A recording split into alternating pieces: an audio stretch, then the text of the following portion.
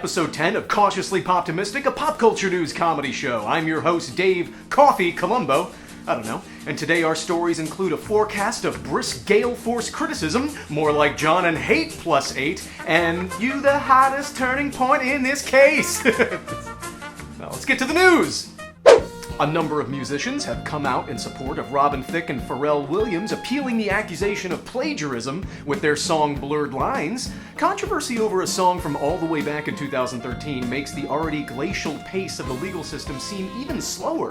Other cases still ongoing include one against Nirvana for its negative implication that Teen Spirit has an odor, an accusation against David Bowie about legal rights to selling the world, and property claims against Fats Domino on the question of ownership of the thrill that was found on Blueberry Hill. Too proud of that. An eagerly anticipated space exploration game called No Man's Sky has crash-landed on release as the game itself is buggy and lacking many of the features promised over its development, causing players to drop off the servers faster than interest in seeing my penis after I started wearing hemp necklaces in high school, and is causing distributors to offer refunds, which I would have found useful for all the hemp necklaces I bought in high school. And the game boasts a vast galaxy of countless worlds to explore, and yet so far no planet has been discovered in which hemp necklaces in high school is a good idea. Okay. Microsoft has a strange new ad claiming Mac products are as useful as putting a hat on a cat. Considering my last Microsoft product was a laptop that smelled of burnt plastic when I turned it on, I'm scared to further the metaphor to see what they would do to a cat. Also, if you have any doubts that a hat on a cat is actually a pretty novel and financially stable idea, ask the Dr. Seuss estate. How did they miss that? Does anybody at Microsoft have kids? I can't wait to see their next ad. Mac has just as much of a chance as capturing people's attention as giving reptiles weapons and teaching them karate. What? Hey, the Apple Store is as boring as, I don't know, a school for wizards. That's crazy. All right, let's get lunch.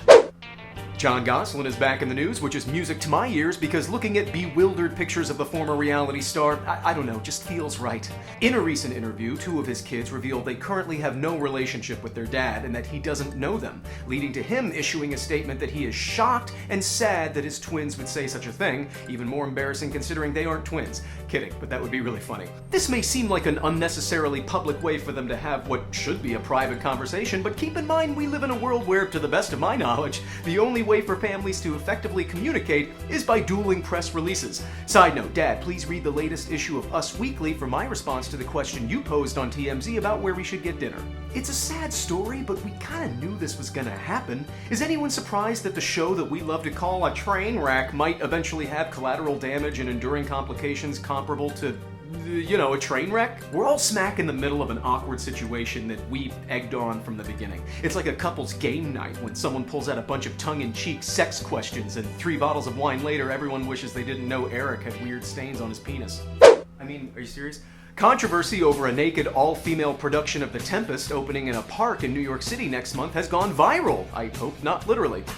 Which is all the excuse that I need for a tedious number of Shakespeare nudity puns. Now is the winter of our discontents. Shall I compare thee to a summer's eve? Soft but what light through yonder window breaks? Lend me your rears. 32B or not 32B? That's the question. No one is laughing anymore, Dave. Move on. I think the show's a bad idea, but not because of the nudity. Just because it's another example of us changing Shakespeare's original intention just to provoke a reaction. Like, you can't just decide that you're gonna do Othello but have it take place in the war in Afghanistan. Yeah, there are similar themes at work, but there's also dialogue where the characters, specifically state that it's a 16th century war between Venice and Turkey.